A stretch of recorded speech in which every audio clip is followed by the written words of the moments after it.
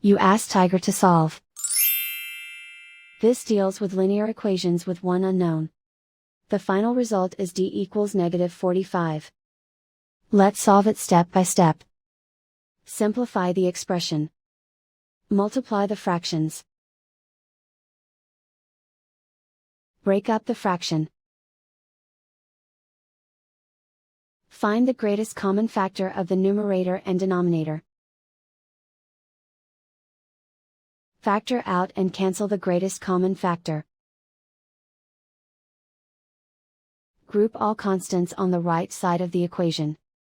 Subtract 3 from both sides. Simplify the arithmetic.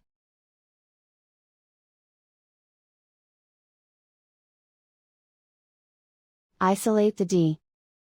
Multiply both sides by 3. Group like terms. Multiply the coefficients. Simplify the fraction. Simplify the arithmetic.